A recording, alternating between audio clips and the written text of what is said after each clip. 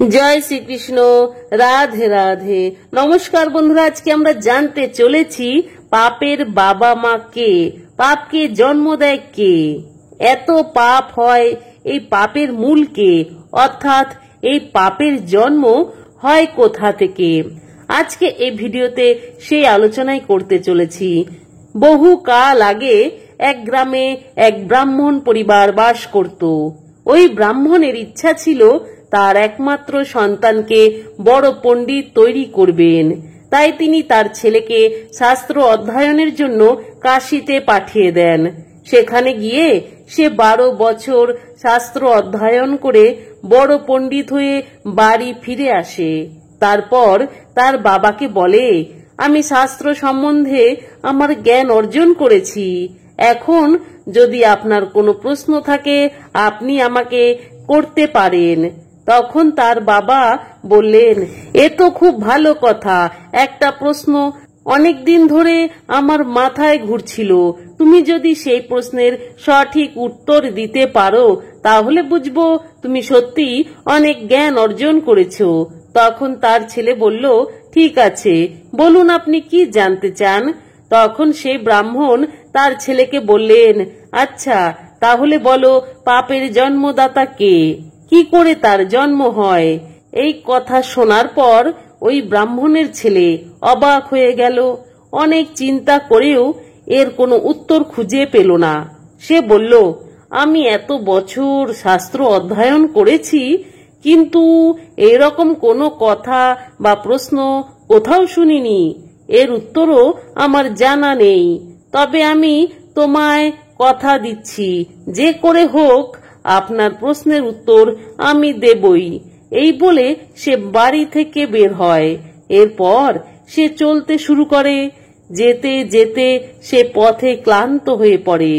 কিছুক্ষণ চলার পর জঙ্গলের পাশে একটি ঘর দেখতে পায়। সে খুব তৃষ্ণার্ত ছিল, তাই সে ঘরের কাছে গিয়ে ডাকতে থাকে। কিছুক্ষণ পর একজন মহিলা বাইরে বেরিয়ে আসে। তখন ওই ব্রাহ্মণ পণ্ডিত বলে, আমি খুব তৃষ্ণার্ত, আমাকে 1 গ্লাস জল দেবেন। মহিলা ঘরের ভেতর থেকে 1 গ্লাস জল এনে দিল। পণ্ডিত জল পান করে ওই মহিলাকে জিজ্ঞাসা করে, আপনি কে, এই ঘরটা কার? মহিলা বলল, এই কথা আপনার আগেই জিজ্ঞাসা করে তারপর আপনার জল পান করা উচিত ছিল। পণ্ডিত এ কথা শুনে অবাক হয়ে গেলেন। তখন ওই মহিলা বলল, এই ঘরটা আমার, আর আমি একজন পতিতা। এই কথা শোনার পর ওই ব্রাহ্মণ যেন আকাশ থেকে পড়ল। সে ভাবল, না জেনে সে একজন পতিতা নারীর হাতে জল পান করেছে, এর জন্য তাকে প্রায়শ্চিত্ত করতে হবে। এই ভেবে সে পণ্ডিত সেখান থেকে চলে যাওয়ার উপক্রম করল। ঠিক তখন ওই মহিলা বলল, পণ্ডিত মশাই, যা হবার তা হয়ে গেছে। আমি খুবই ক্লান্ত, এখন একটু বিশ্রাম নিন, তারপর না হয় চলে যাবেন। পণ্ডিত বললেন, না জেনে তোমার হাতে জল পান করেছি, এখন সব জানার পর তোমার ঘরে বিশ্রাম করে নরক বাস করতে চাই না। তখন মহিলা বলল, বেশ, তাহলে আপনি অন্তত এটা বলুন, আপনি এখন কোথায় যাচ্ছেন। পণ্ডিত তখন বলল, আমি কাশী চলেছি পাপের জন্মদাতার নাম জানতে। তখন সেই নারী বললেন, এই প্রশ্নের উত্তর আমার জানা আছে, আপনি আমার ঘরে বিশ্রাম করুন, এর উত্তর আমি দেব।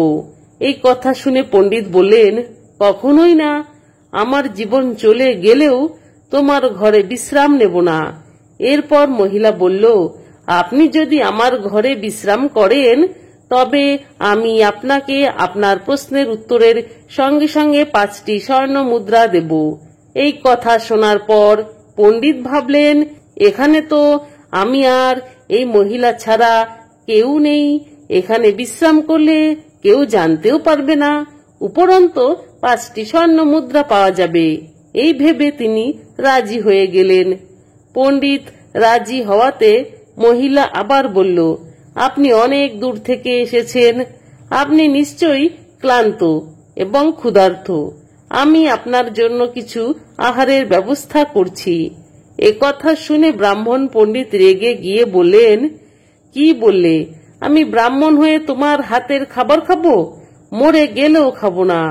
মহিলা বলল, ঠিক আছে, আমার হাতে তৈরি খাবার আপনাকে খেতে হবে।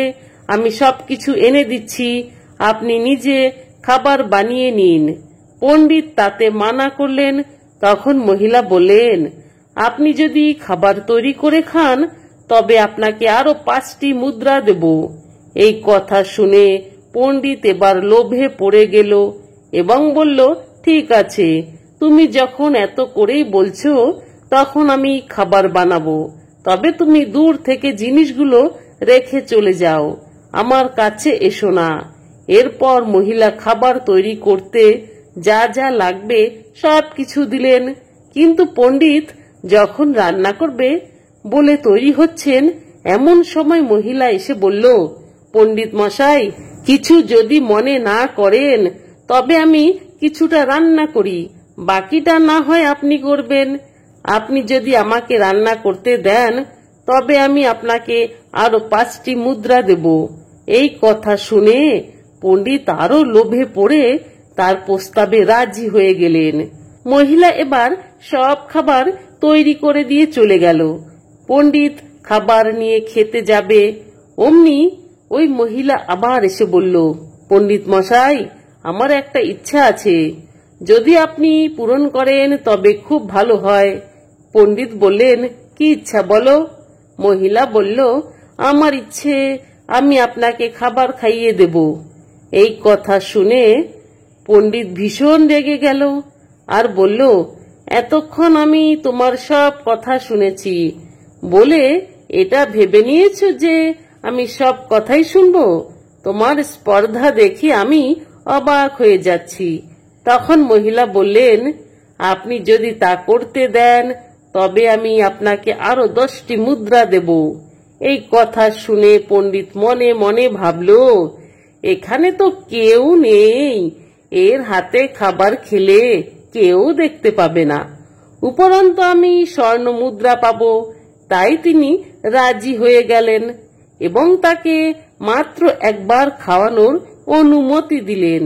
খাবার খাওয়ানোর পর মহিলা বলল, পণ্ডিত মশাই, আপনি যদি আমার সঙ্গে এক বিছানায় থাকেন তাহলে আমি আপনাকে আরো 25টি স্বর্ণ মুদ্রা দেব।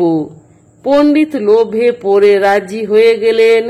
কিন্তু খাবার খেয়ে পণ্ডিত যখন ওই মহিলার সাথে এক বিছানায় শুতে গেলেন তখন মহিলা পণ্ডিতের গালে একটা সজোরে চড় মারল।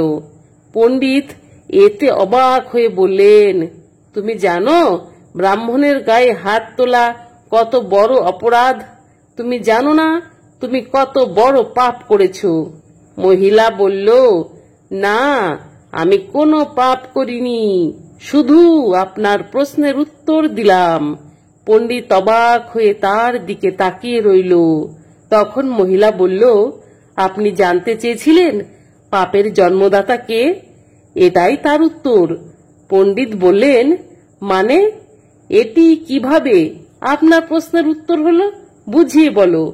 তখন মহিলা বলল, আপনি জানেন আমি একজন পতিতা, আমার ছায়া দেখলেও আপনার জাত যাবে, তা সত্ত্বেও আপনি আমার হাতের জল খেলেন, আমার ঘরে বিশ্রাম নিলেন, আমার হাতে খাবার খেলেন, এমনকি আমার বিছানা পর্যন্ত চলে আসলেন।